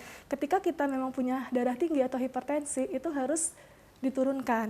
Dan yang T adalah teratur untuk berolahraga. Oke. Nah, berapa kali yang dianjurkan? Yang dianjurkan adalah sekitar 3 sampai 5 kali seminggu. Durasinya sekitar 30 menit sampai 60 menit saja. Olahraga teratur. Iya, olahraga yang teratur yang paling penting. Jadi dibanding kita cuman olahraga Car Free Day doang, hari Minggu aja, 1 kali Rekreasi seminggu aja, weekend gitu ya? Itu namanya rekreasi, itu bukan olahraga. Olahraga 1 kali seminggu belum ada manfaatnya untuk jantung. Olahraga yang bermanfaat untuk jantung itu minimal 3 kali seminggu, durasinya minimal 30 menit sampai 60 menit. Terlalu lama juga, misalnya kita olahraga terus-terusan sampai 2 jam, itu juga nggak bagus. Itu akan juga merugikan untuk kesehatan jantung. Jadi olahraga yang baik itu 3 sampai 5 kali seminggu, durasinya 30 sampai 60 menit. Kemudian jenisnya juga yang aerobik. Aerobik itu artinya dia konstan, tidak naik turun. Jadi yang dianjurkan misalnya jogging, sepeda, atau kita berenang. Kalau misalnya angkat beban, itu kan tiba-tiba pas ngangkat detak jantung tinggi, kemudian lepaskan santai. Jadi yang siklusnya naik turun itu kurang bagus untuk jantung. Iya, jadi yang rutin, teratur gitu Ya, ya, jadi Dok, yang ritmenya teratur, kecepatannya konstan. Nah, itu yang dianjurkan yaitu memang sepeda, jogging, dan renang. Oke, Gitu. sama tadi penting juga tadi belum sempat dibahas juga ya, tadi rokok ya, bahaya Iya. rokok juga ya. Artinya ini nggak hanya laki-laki atau perempuan gitu ya, tapi ya tadi diperhatikan lifestyle-nya juga gitu, hindari yang kira-kira bisa jadi faktor resiko gitu ya, Dok, Satu ya. lagi, kadang-kadang orang menganggapan rokok elektronik itu aman. Sebenarnya sudah ada penelitiannya, sama aja. Mau rokok elektronik, mau rokok yang tembakau, mau rokok yang biasa, yang mau kata-katanya mild, nggak ada rokok yang mild. Jadi semua rokok itu satu batang pun itu berdampak buruk terhadap Iya. kesehatan. Apalagi rokok elektronik itu dia kadarnya tidak terkontrol ya. Kalau rokok biasa kan dia ada batasan nikotin dari pemerintah ya, maksimal sekian. Kalau rokok elektronik itu kan tergantung kita ya, mengencarkannya seberapa besar, mau seberapa pekat. Itu bisa resikonya justru tidak terkontrol, malah nikotinnya bisa pekat dan dosisnya bisa tambah lama, tambah naik gitu. Oke, nah ini sudah siap ya slide-nya, coba. Mungkin kita nanti menarik nih untuk bahas lebih dalam lagi perjalanan penyakitnya juga ya, sehingga bisa menyebabkan kok tadi ada penyempitan atau mungkin sumbatan, sehingga tadi menyebabkan resiko serangan jantung mendadak gitu ya. Nah, serangan jantung di usia muda gitu ya. Jadi bayangkan usia-usia yang seharusnya kita jauh sangat produktif, tapi jadi terhambat atau bahkan jadi apa ya, deg-degan karena punya faktor resiko yang cukup tinggi yang bisa jadi ya Dok ya, datang nih sewaktu-waktu serangan jantung ini. Jadi kita berusaha untuk menghindarinya. Coba slide berikutnya tentang apa? Nah, ini yang sudah dipersiapkan oleh Dr. Rosa ya tentunya. Coba next slide. Oke, Nah. ini beberapa artis yang kita kenal bikin kaget, ternyata masih muda, tiba-tiba kok meninggal mendadak. Beberapa di antaranya ada Adjie Said, kemudian ada Mike Mohede, ada Ricky Jo, ada Markis Kido, ada Cecep Reza. Nah, Adjie Said itu habis olahraga, Markis Kido juga setelah olahraga ya, dan suaminya BCL tuh Ashraf Sinclair juga setelah olahraga. Padahal mereka olahragawan, tapi kenapa sih mereka bisa kena serangan jantung ya? Artinya rajin aktivitas fisik Iya, gitu rajin ya. aktivitas dan usianya itu sekitar 31, 32, 45. Dan orang-orang yang kita kenal memang berusaha masih aktif berolahraga. Bahkan beberapa tuh ada yang sudah pasang cincin. Itu seperti Cecep Reza, setahu saya dia sudah pernah 2 kali pemasangan cincin. Lah, kenapa sih mereka-mereka ini sehat, muda kok bisa kena serangan jantung gitu ya? Oke, berikutnya. Coba slide berikutnya lagi. Nah, ini sekilas bahwa tadi public figure ya. Ya, jadi memang kalau di survei dari 100.000 populasi, penyebab utama kematian itu memang adalah penyakit jantung. Nomor 2-nya stroke, baru nomor 3-nya yang lain-lain, TBC, diabetes, atau kecelakaan. Nah, kenapa bisa terjadi serangan jantung? Itu umumnya disebabkan oleh penyakit jantung koroner. Penyakit jantung koroner apa? Di jantung itu kan ada pembuluh darah yang kita kenal dengan pembuluh darah koroner. Pembuluh darah koroner itu dia memberikan nutrisi atau makanan untuk otot-otot jantung. Nah, ketika pembuluh darah ini tersumbat, umumnya sih tersumbatnya kenapa? Karena kolesterol dan pembekuan darah. Ketika dia tersumbat, otomatis otot jantung tuh tidak dapat makanan yang cukup. Dia kekurangan oksigen, kekurangan makanan, sehingga dia akan rusak.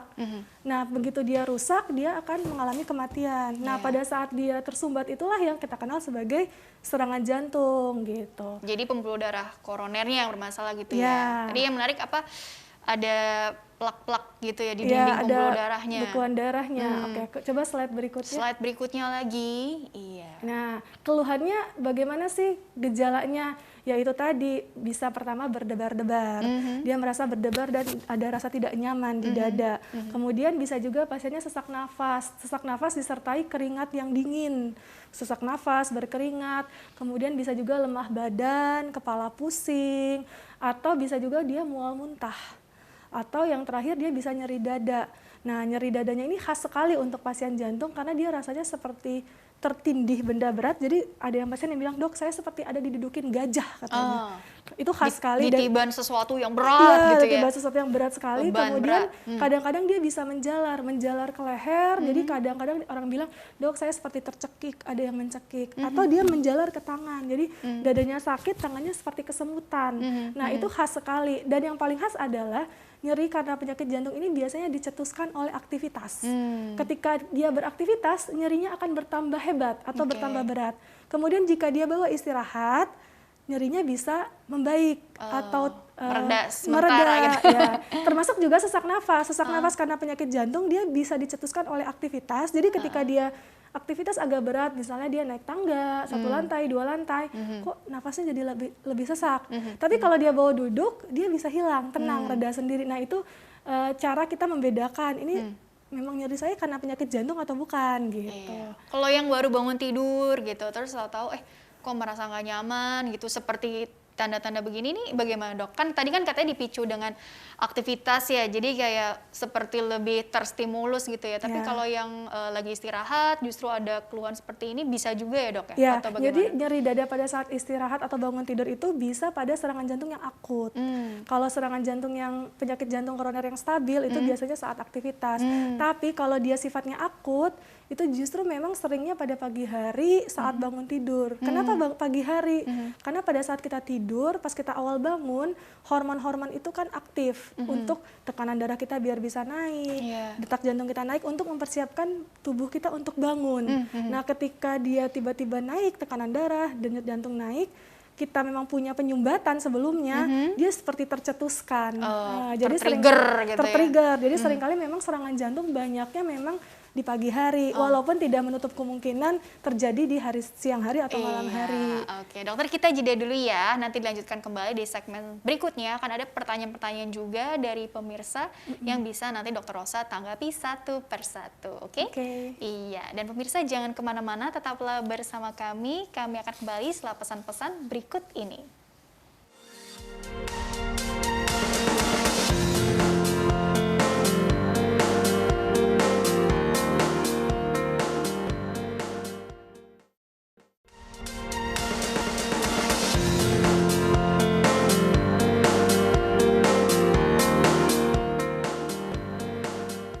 Ya pemirsa, terima kasih Anda masih bersama kami di program Dokterku, masih membahas tentunya mengenai penyebab serangan jantung di usia muda bersama dengan Dr. Rosa Syafitri SPJP FIHA. Beliau adalah dokter spesialis jantung dan pembuluh darah dari Rumah Sakit Mas Mitra Bekasi. Bagi Anda yang ingin bertanya, silakan di 021 2520 666 atau bisa kirim pertanyaan Anda melalui email yaitu dokterkuelsinta@yahoo.co.id. Format lengkap ada di bawah ini, nama, alamat, usia, serta pertanyaan Anda sedetail mungkin ya. Oke, Dokter Rosa sambil menunggu pertanyaan nanti aku bacakan gitu ya. Ini ada satu slide lagi yang mohon ditampilkan ya. Karena kan jangan sampai menunggu ada keluhan atau serangan baru kita, ya itu udah sifatnya terlanjur ya dok ya. Tapi memang untuk penanganannya sendiri gitu, seandainya katakanlah kita lagi di ruang publik gitu ya dok ya, lagi di mall atau mungkin di stasiun gitu ya, di tempat-tempat keramaian gitu ya, tiba-tiba mendapati ada orang di sekitar kita tuh kok seperti serangan jantung gitu ya. Apa yang bisa kita lakukan penanganan pertamanya sebelum mungkin ya nanti kita telepon ambulans untuk dibawa ke rumah sakit terdekat gitu ya. Kurang lebih seperti apa sih? Ini ada slide-nya, coba ditampilkan ya. Jadi misalnya kita ketemu pasien yang kita curigai jangan-jangan ini orang sedang mengalami serangan jantung. Yang pertama kita lakukan adalah posisikan penderita berada di posisi yang nyaman. Kalau lagi berdiri, cari tempat duduk, senderkan. Kemudian untuk serangan jantung kan butuh banyak oksigen. Longgarkan pakaian-pakaian yang ketat. Jadi ikat pinggang, kerah, biar dia bisa bernafas napas dengan lega. Jadi jangan justru dikerumunin. Jadi biar pasiennya dapat banyak oksigen. Lalu bisa juga ditanyakan apakah Bapak punya obat dari rumah sakit. Karena seringkali pasien-pasien jantung sudah diinfokan untuk selalu membawa obatnya kemana-mana. Jadi kalau dia punya obat, minumkan obatnya. Biasanya ada obat yang diminum di bawah lidah untuk mengurangi efek dari serangan atau nyeri dadanya. Jadi kalau dia punya obat, segera minumkan obatnya. Lalu apa berikutnya? Ya kita hubungin dan bawa ke rumah sakit terdekat. Karena untuk serangan jantung waktu itu penting. Semakin cepat dia sampai ke rumah sakit, semakin cepat mendapat pertolongan, semakin besar resiko selamat dan semakin kecil kemungkinan kematian mendadak pada pasien. Kemudian setelah di rumah sakit apa? Jika dia serangan jantung akut, biasanya nanti dokter akan lakukan kateterisasi atau pemasangan cincin di pembuluh darah yang tersumbat. Tentu sebelumnya sudah diberikan juga obat-obatan seperti pengencer darah untuk mengurangi bekuan-bekuan darah yang menyumbat di pembuluh darah jantung tersebut. Kira-kira seperti itu. Dilebarkan gitu ya dok ya tadi ya dok ya. Intinya memang lebih cepat lebih baik ya. Seperti penanganan stroke juga ya ada istilah golden period. Nah ini juga ya mirip-mirip juga lah. Untuk serangan jantung ada golden time-nya juga. Jadi kita bilang time is muscle. Semakin cepat semakin banyak otot jantung yang terselamatkan. Iya, jadi jangan, aduh apa ini gitu, apa masuk angin ya gitu ya. Kan nggak mungkin ya dok ya, pasti kalau seperti itu harus langsung buru-buru dibawa ke IGD lah paling nggak. Nanti jangan juga, tunggu 2 hari lagi atau kerokan dulu, kerokan dulu nih angin duduk ini. Ya Allah. Kerokan dulu. Jadi kalau memang teman-teman atau ada merasa, oh ini saya jangan-jangan curiga penyakit jantung ya. Yang paling pertama penting adalah kita cek, benar nggak kita sakit jantung? Ya kita bisa cek ke rumah sakit terdekat atau kalau dia memang malam hari, datang aja ke UGD. Nanti kan dokter di sana akan memeriksa, dilakukan perekaman listrik jantung, diambil darah yang untuk menyingkirkan ini serangan jantung apa bukan. Kalau memang ada ke arah serangan jantung itu akan terlihat nanti dari gambaran listrik jantungnya dan dari hasil pemeriksaan darahnya. Kira-kira begitu. Jadi akan nampak dari pemeriksaan objektifnya gitu ya dok ya? Iya, pemeriksaan objektifnya. Dan kita di rumah sakit juga standby 24 jam dokter-dokternya untuk memastikan ini masalah jantung atau bukan. Gitu. Baik, ini ada pertanyaan-pertanyaan melalui email ya yang coba mungkin aku lemparkan sehingga dokter bisa tanggapi satu persatu ya. Nah, jadi ini pertanyaan pertama, nih jangan lupa ya di dokterkuelsinta@yahoo.co.id, format lengkapnya tadi sudah ditampilkan ya, ada nama, alamat, usia, serta pertanyaan Anda sedetail mungkin. Jadi ini ada pertanyaan pertama nih dok, ngomong-ngomong soal ini bener nggak ya, ini jantung atau mungkin diagnosis bandingnya penyakit lain yang mirip-mirip dengan gejala PJK gitu ya dok. Ini dari Mas Ariandika Saputra, usianya masih 23 tahun dari Bekasi, karena temanya ini untuk usia muda ya dok ya. Jadi kebetulan nih, dok kenapa ya saya tuh suka tiba-tiba jantung saya deg-degan terus gitu ya. Habis itu saya juga merasa badan saya langsung lemes, baju basah berkeringat. Tapi ujung-ujungnya mau muntah dok. Apa saya punya penyakit jantung ya dok ya? Jadi mungkin nih siapa tahu Mas Ariandika nih, oh ya lokasinya kan juga di Bekasi ya, deket nih dari Mas Mitra gitu misalnya. Jadi memutuskan untuk yaudah deh saya cek nih gitu kan, mumpung juga usia masih 23 tahun ke Mas Mitra, kemudian nanti bertemu dokter Rosa nih, ibaratnya seperti itu. Nah ini untuk penegakan diagnosis bandingnya itu kira-kira seperti apa ya dok ya? Apakah memang ini curiganya ke arah penyakit jantung di usia muda atau mungkin kemungkinan yang lain gitu ya dok ya, harus disingkirkan dulu kan, seperti apa sih dok alurnya? Pertama kali kan dia ada berdebar ya atau detak jantung yang cepat. Pertama yang memang harus dicek dulu ya ke dokter, karena detak jantung yang cepat tuh ada batasannya dan ada kriterianya. Kadang-kadang kita merasa detak jantung kita cepat, ketika dicek ternyata tidak cepat. Nah untuk jika memeriksakan diri ke dokter itu akan dilakukan perekaman aktivitas listrik jantung atau kita bilang EKG. Nanti dari EKG akan kelihatan detak jantungnya memang cepat atau kita saja yang merasa cepat. Subjektif karena, dong ya? Bisa subjektif. Kalau memang detak jantungnya cepat, kemudian disertai mual muntah, keringat dingin yang banyak. Jadi gini, keringat dingin yang diakibatkan oleh penyakit jantung itu sebadan-badan. Maksudnya tuh biasanya basahnya sampai seluruh baju. Jadi tidak hanya tangan saja, kan kadang-kadang ada dok telapak tangan saya berkeringat, saya sakit jantung atau bukan. Ini baju basah berkeringat? Ya, kalau penyakit jantung tuh biasanya baju basah, seperti kita habis olahraga. Padahal kita tidak sedang olahraga. Nah kalau memang ada gejala ke sana, memang ada kemungkinan ke arah penyakit jantung. Tapi apakah serangan jantung atau bukan, itu memang harus dipastikan ke rumah sakit. Setelah dilakukan perekaman EKG, nanti dokter ambil darah, ya karena berdebar juga bisa penyakit tiroid misalnya. Bener itu juga nanti ya? akan kelihatan kan dari darah. Kemudian juga bisa nanti di USG jantungnya. Kadang-kadang mungkin bukan serangan, tapi kalau usia muda katupnya yang bermasalah. Misalnya katupnya ada yang bocor, atau dia punya penyakit jantung bawaan. Itu juga bisa kita ketahui atau deteksi dengan melakukan USG jantung. Dan semuanya itu ya bisa kita deteksi kalau ke rumah sakit gitu. Jadi saran saya nih untuk Mas Ariandika ya, mungkin sebaiknya memang diperiksakan diri ke rumah sakit terdekat. Dari rumahnya bisa ke Mas Mitra atau rumah sakit lain untuk dicek nih, memang berdebarnya memang masalah detak jantungnya, irama jantungnya bermasalah, atau memang ada masalah lain, atau mungkin tiroidnya, atau memang dari USG jantung ada katupnya atau yang lainnya bermasalah. Tapi kalaupun semuanya normal, kadang-kadang itu juga bisa karena faktor cemas. Jadi cemas itu faktor psikologis, tapi kita tidak pernah menganggap yang cemas duluan. Kalau kita berpikir, kita harus pikirkan yang terberat dulu. Kalau memang yang terberatnya tidak ada, misalnya jantungnya normal, irama jantungnya bagus, tiroidnya bagus, tapi dia masih merasa berdebar, ya mungkin juga faktor kecemasan. Nah, tapi memang ada baiknya ceklah ke dokter cek terlebih gitu dahulu. Mungkin ke Mas Mitra bisa ya, lokasinya kan di Bekasi juga dengan prokes gitu ya dok ya, tentunya gitu ya. Siapa tahu mungkin penyakit dalam, kan kita nggak tahu juga ya dok ya. Jadi disingkirkan dulu deh segala kemungkinan-kemungkinan yang ada itu gitu ya dok ya. Oke, next ya dok ya, pertanyaan selanjutnya nih dari Kriswanto, 28 tahun dari Jakarta Selatan. Dok, saya pernah mengalami ya sesak nafas selama beberapa hari, namun kemudian sesaknya itu hilang.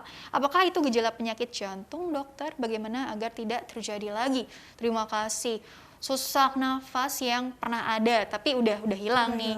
Tapi nggak tahu nih, artinya nggak dijelaskan detail ya, kambuh lagi atau enggaknya juga enggak sih gitu. Cuma mungkin ada rasa khawatir bakal terulang lagi ya dok ya. Sesak nafas tadi kalau nggak salah di slide sempat ada deh ya gejala juga. Tapi maksudnya apakah ini mengarah ke mungkin PJK atau mungkin enggak juga gitu ya?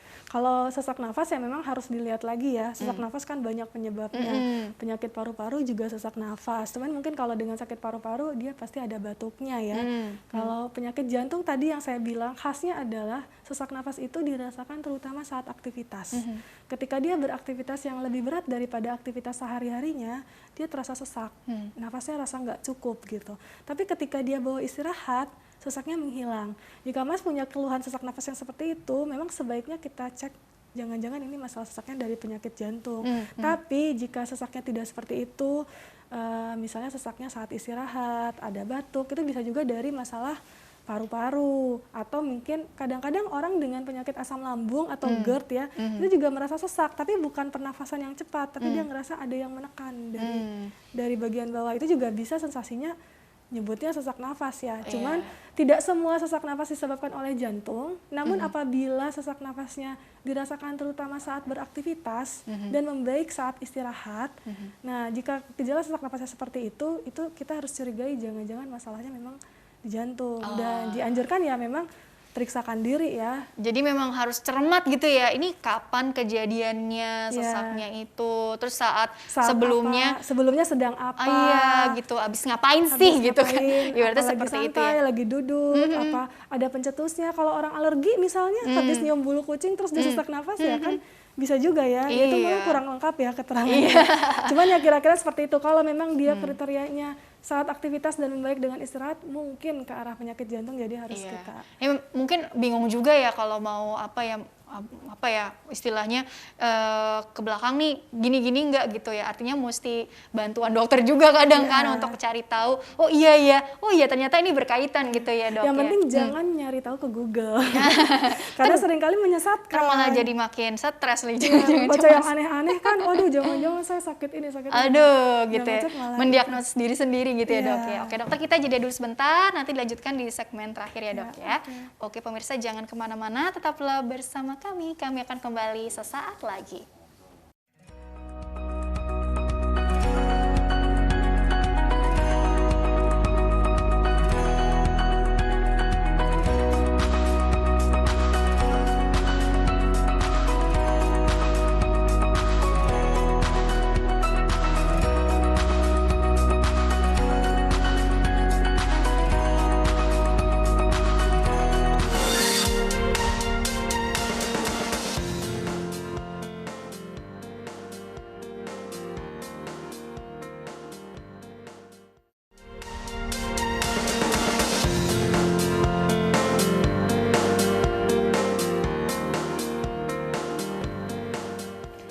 Pemirsa, terima kasih Anda masih bersama kami di program Dokterku. Masih bersama dengan Dr. Rosa Syafitri SPJP FIHA, dokter spesialis jantung dan pembuluh darah dari Rumah Sakit Mas Mitra Bekasi, masih membahas mengenai penyebab serangan jantung di usia muda.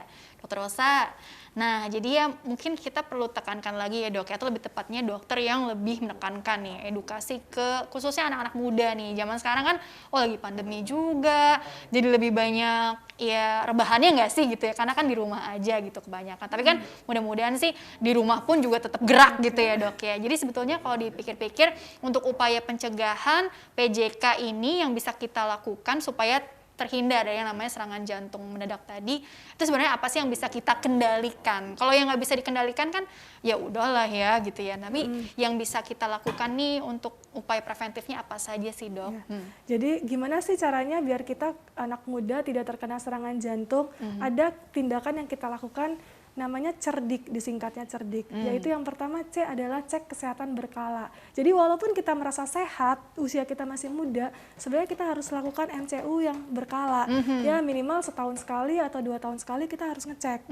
Cek kesehatan berkala. Lalu yang kedua E, enyahkan asap rokok. Jadi rokok itu memang sama sekali nggak boleh ya. Kalau saya sih nggak bilang ngurangin, sama sekali nggak boleh karena itu gitu memang berdampak besar terhadap resiko serangan jantung, jauh dia peningkatan resikonya beberapa kali lipat. Betul. Kemudian D yaitu diet yang seimbang, harus makan yang banyak sayuran, kurangi makanan berlemak. Oh tadi R-nya tadi ya C, R-nya R-nya adalah rajin berolahraga. Kelewat gitu kan, jadi kayak kayak lompat ya.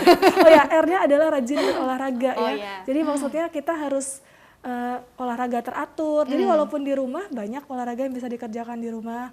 Jadi bisa sambil senam-senam, sambil treadmill atau sambil sepeda. Kan Kalau yoga gitu dok kurang. Yoga juga nggak masalah. Yang penting olahraga. Tadi aerobik kan katanya. Ya, tapi untuk jantung itu memang lebih baiknya adalah yang aerobik gitu, seperti jogging atau sepeda gitu. Kemudian D-nya adalah diet, kemudian I nih yang paling penting. Anak muda suka menyepelekan. I adalah istirahat yang cukup. Kadang-kadang kita masih muda, ya udahlah masih kuat. Lewat tengah malam masih begadang ini deadline apa. Padahal sebenarnya tubuh itu butuh istirahat karena hormon-hormon penyembuhan itu pada tengah malam tuh dia aktif. Ya, kalau dia hormon stres kita masih terjaga, tengah malam hormon stres masih terus naik, itu akan merusak ke jantung. Jadi istirahat itu penting. 6-8 jam minimal sehari. Nah, kemudian kelola stres. Ini yang paling penting. Kadang-kadang kepribadian suka marah-marah, gampang tersinggung, itu sudah ada penelitiannya. Tipe kepribadian yang seperti itu punya resiko untuk mengalami penyakit jantung lebih besar. Emosional gitu.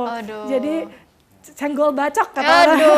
Senggol dia bacok, harus lebih tenang, relax, damai gitu. Jadi ya. banyak tertawa, happy gitu. Kayak aku nih ketawa mulu, malah kebanyakan ketawa gitu ya. Maksudnya gampang memaafkan, ya sudahlah gitu. Jadi kalau kita pikirkan semuanya, ya itu juga nggak bagus karena begitu kita stres, hormon stres seperti kortisol, norepinefrin itu akan meningkatkan tekanan darah. Detak jantung juga akan cepat. Kalau kita lagi marah kan detak jantung tuk.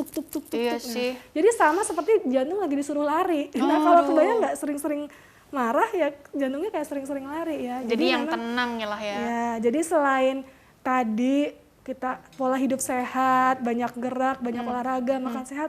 Kalau kita stres melulu gitu, pekerjaannya kepikiran terus begadang terus itu juga nggak bagus untuk.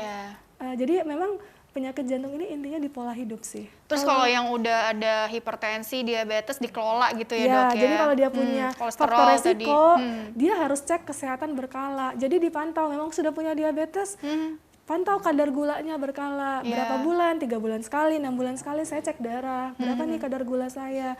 Kalau pasien-pasien hipertensi, tekanan darah tinggi, ya harus cek sendiri nih tekanan darahnya. Kalau memang nggak bisa ke rumah sakit, bisa beli yang digital, gitu. Ini kita cek nih tekanan darahnya masih normal apa enggak. Tekanan darah yang normal itu di bawah 140/90. Satu lagi, tensi itu kadang-kadang dia tidak bergejala. Jadi seringkali kita ketemu orang tensinya tinggi, tapi begitu dicek, dia ngerasa nggak ada keluhan. Nah, makanya sering tiba-tiba stroke, tiba-tiba serangan. Nah, memang Saya sih menekankan di antara semua itu adalah cek kesehatan berkala itu penting. Terus Gitu. pola makan yang sehat juga tadi Iya. ya, kurangi garam gitu, Kurangin yang garam, tinggi kurangin gula. gula-gula, berlemak, itu Banyakin santan. serat ya, Dok, ya? Ya, lebih baik banyak serat dan buah-buahan. Iya, tentunya ya. Oke dokter, karena waktu juga yang terbatas, jadi kesimpulan yang bisa dokter sampaikan, khususnya untuk anak-anak muda nih, supaya terhindar yang namanya serangan jantung ini ya dok ya.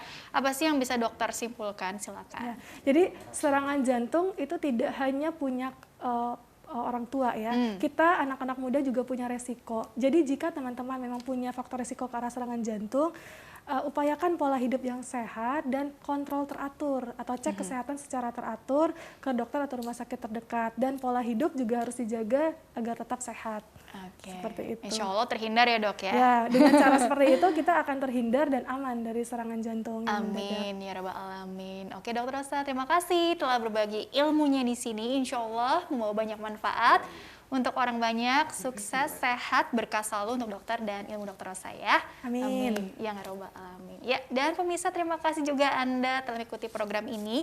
Saya Rini Ayu Ningtyas beserta seluruh kru tugas mohon undur diri dari hadapan Anda. Sekian dan sampai jumpa.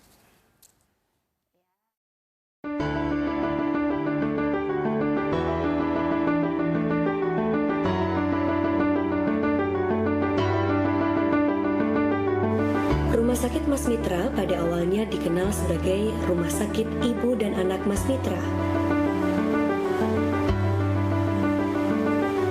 Rumah Sakit Ibu dan Anak Mas Mitra mulai beroperasi pada tanggal 4 Oktober